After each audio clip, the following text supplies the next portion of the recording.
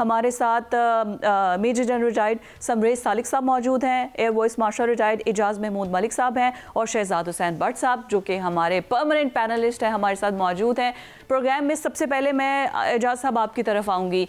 जिस तरीके से मैं चाहूँगी कि हम let's go one by one. सबसे पहले तो खुशाइंद है गज़ा पीस बोर्ड बन गया है, इसकी रिहैबिलिटेशन गज़ा वालों की, फ़लस्तीन वालों की, क्योंकि ये पूरी दुनिया अब समझती है और इस चीज़ पर डोनाल्ड ट्रंप ने मोहर लगा दी है कि अगर फ़लस्तीन का मसला हल हो सकता है तो उसमें किरदार सबसे अहम जो होगा वो पाकिस्तान का होगा, पाकिस्तान के फील्ड मार्शल का होगा, वज़ीर आज़म का होगा।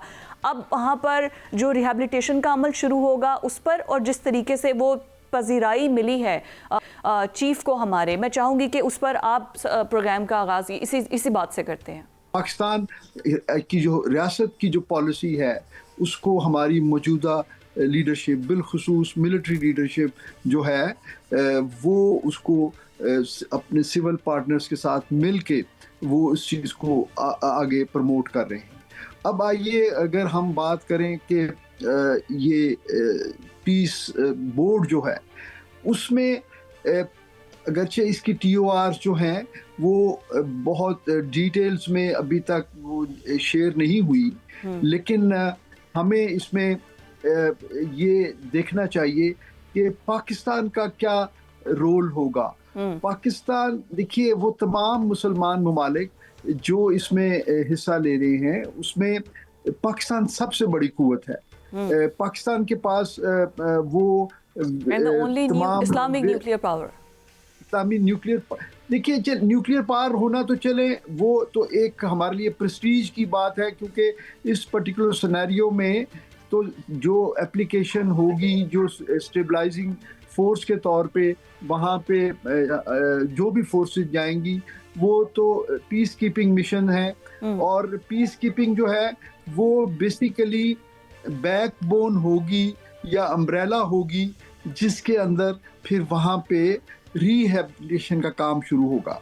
क्योंकि जब वहाँ अमन होगा, जब वहाँ पे जो है स्टेबिलिटी होगी, पॉलिटिकल स्टेबिलिटी और सिक्योरिटी के एतबार से स्टेबिलिटी, तो जब भी वहाँ पे जो इंटरनेशनल एजेंसीज हैं, डोनर्स हैं, वो वहाँ पे आके रीहैब का काम शुरू कर सकेंगे। तो ये तो एक प्री रेक्विजिट है, इसमें यकीनन पाकिस्तान का एक बड़ा अच्छा पॉजिटिव रोल हो सकता है। मैं भट्ट साहब आपकी तरफ आऊँगी। अब ये जो पीस बोर्ड बना दिया गया है जिसमें बड़ी तारीफ़ें भी हम कर रहे हैं, मैं चाहूँगी कि सबसे पहले तो उनके जो हमारे व्यूअर्स की आसानी के लिए आखिर इसका मकसद होगा क्या? अब ये जो पैसे देने की डोनाल्ड ट्रंप ने 10 बिलियन की, सिर्फ उसी ने पैसे देने हैं या बाकी तमाम जो इस बोर्ड के मेंबर्स हैं वो भी कोई रिहैबिलिटेशन में हिस्सा डालेंगे?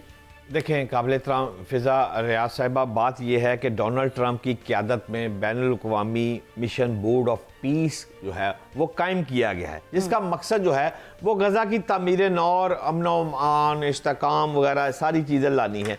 अच्छा, इसमें तकरीबन 17 बिलियन डॉलर की रकम अभी तक सामने आई है, जिसमें से 10 बिलियन डॉलर तो अमेरिका खुद प्रोवाइड करेगा, जबकि 7 दीगर ममालिक, तो टोटल रकम 17 की हो जाएगी।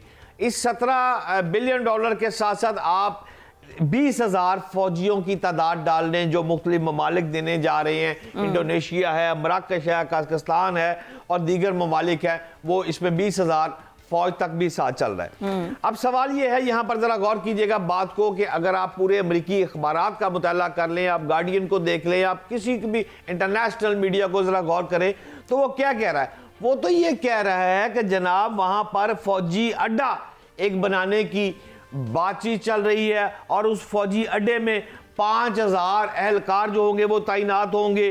350 एकड़ पर यह मुहित होगा। 26 फौज बलकर हथियारों की रेंज, स्टोरेज, खारदार तारे, इधर उधर यार एक बड़ा किला नुमा जो महल जो है ना, वो तामीर जो है वो किया जा रहा है। अब सवाल यह है कि इस नौयत का कोई बाज़ाब्ता मंसूबा ना तो अमरीकी जो है वो महकमा दफा ने तस्लीम किया और ना ही कांग्रेस में इसकी मंजूरी अभी तक सामने आई है।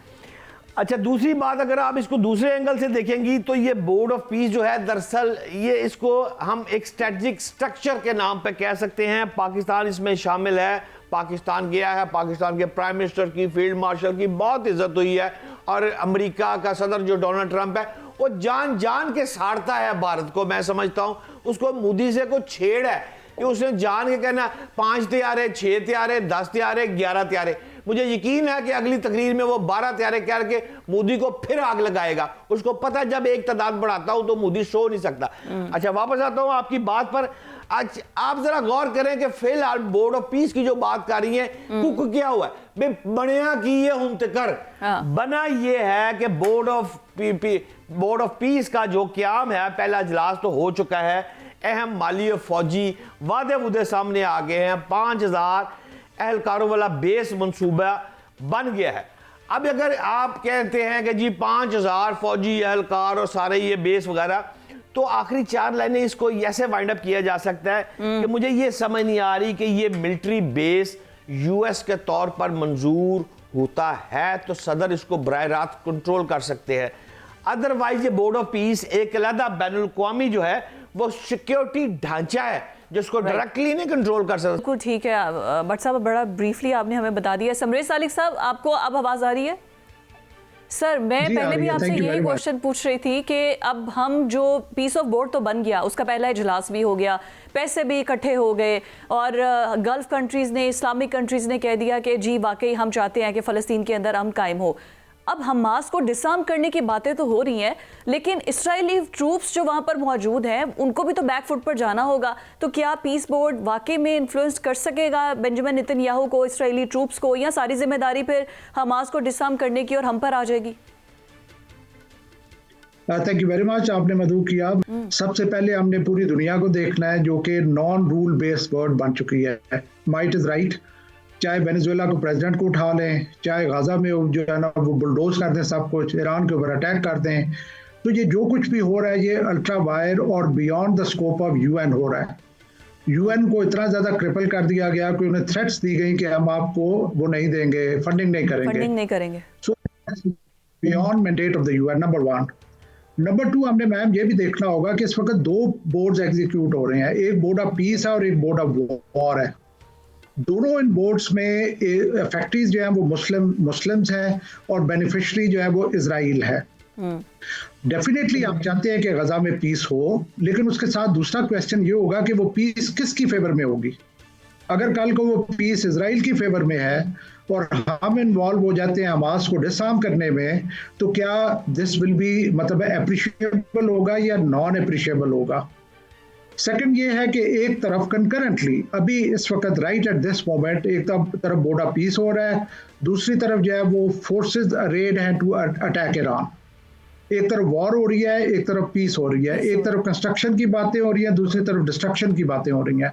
और दूसरा अगर आप देखें कि ये जो बोर्ड ऑफ पीस है इसमें जो कंट्रीज हैं, कोई आपको हैवीवेट कंट्री नजर आता है जो कि कल को अमेरिका या इजराइल को डिक्टेट कर सके कि एक फेयर डील और जस्ट डील होनी चाहिए, नॉट अ सिंगल वन। तो मेरे नज़दीक ये कोई वर्केबल सॉल्यूशन नहीं है। अब अगर ये हॉस्टिलिटीज ईरान और अमेरिका के दरमियान में शुरू होती हैं तो पहली जो कैजुअलिटी होगी वो ये बोर्ड ऑफ पीस होगा। सो डाइकोटमस है चीज़ें, एक तरफ हरदर्मी है, एक तरफ जुल्म है, एक तरफ ज्यादती है, दूसरी तरफ से डिमांड की जा रही है कि आप हमारी टर्म्स के ऊपर पीस लें और कोऑपरेट करें। तो मेरे नज़दीक ये कोई बहुत अच्छी ऑप्शन नहीं है। आपकी बात बिल्कुल ठीक है, आपका पॉइंट बिल्कुल ठीक है, बट सर अगर हम अपना शमूलियत इख्तियार नहीं करेंगे, अपना वेट नहीं रखेंगे, तो फिर तो वही रह जाएगी ना कि बाकी क्या यूरोपियन कंट्रीज आके गजा वाला मसला हल करेंगे। बात ठीक है कि हम एक तरफ वॉर की तरफ जा रहे हैं, दूसरी जाने पीस की बातें कर रहे हैं, ईरान वाली स्टोरी पे बाकी यहीं से आके गुफ्तगू को बढ़ाते हैं कि फिर ये किस किस्म का पीस हुआ कि हम एक तरफ बोर्ड बना रहे हैं कि गजा में पीस आ जाए, दूसरी जानिब हम पूरी तैयारी, हम नहीं मतलब अमेरिका पूरी तैयारी करके बैठा हुआ है कि कब ईरान के ऊपर अटैक कर देना है बस और 10-12 दिनों के अंदर।